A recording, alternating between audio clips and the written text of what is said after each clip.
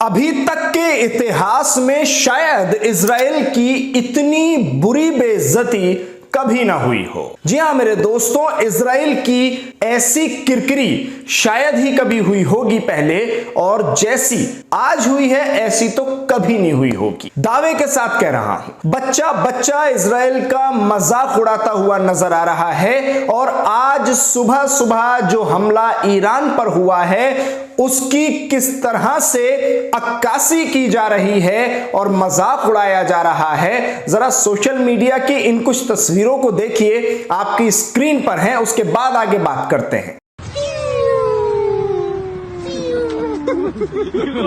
छोटे छोटे कागज के वो जहाज बना के उड़ाए जा रहे हैं जो आपने अपने स्कूल टाइम में अपने उस समय उड़ाए होंगे कि जब आप छोटे थे और उन जहाजों से आप खेलते थे कागज के बनाकर।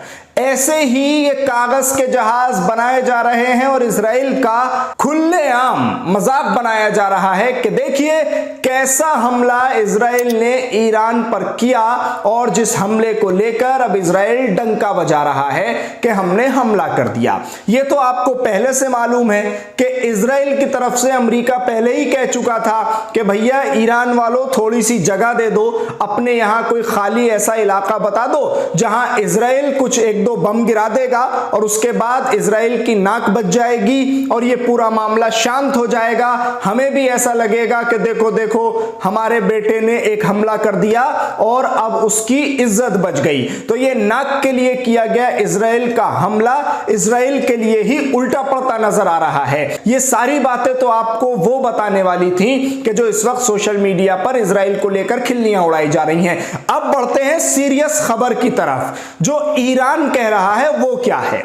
ईरान की फॉरेन मिनिस्ट्री कह रही है कि इमीडिएटली फौरन तत्काल हमला किया जाएगा इजराइल पर। ऐसा वैसा हमला नहीं होगा। इस बार जो हमला इजराइल को जवाब में दिया जाएगा वो करारा हमला होगा।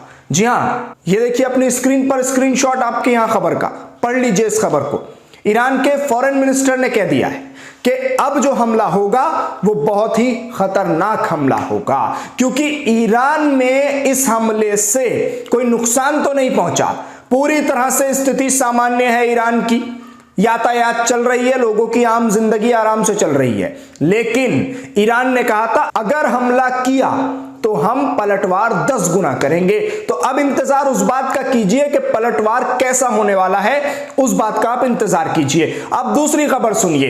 ईरान के इस्फहान में यानी उसी जगह पर लोग सैकड़ों की संख्या में, हजारों की संख्या में सड़क पर उतर आए हैं कि जहां इजराइल ने हमला किया था। आमतौर पे आप ऐसा सुनते होंगे कि जहां हमले किए जाते हैं वहां तो वीराना हो जाता है, उजड़ जाता है सब, और हमले के बाद वहां की स्थिति ऐसी होती है कि वहां सिर्फ दूर दूर तक बस्तियां उजड़ी हुई नजर आती हैं। वहां कौन प्रोटेस्ट करने के लिए उतरेगा? लेकिन इस्फहान की सड़कें इस समय जन सैलाब में बदल चुकी हैं और बड़ी संख्या में लोग सड़क पर उतर चुके हैं। तस्वीरें देखिए।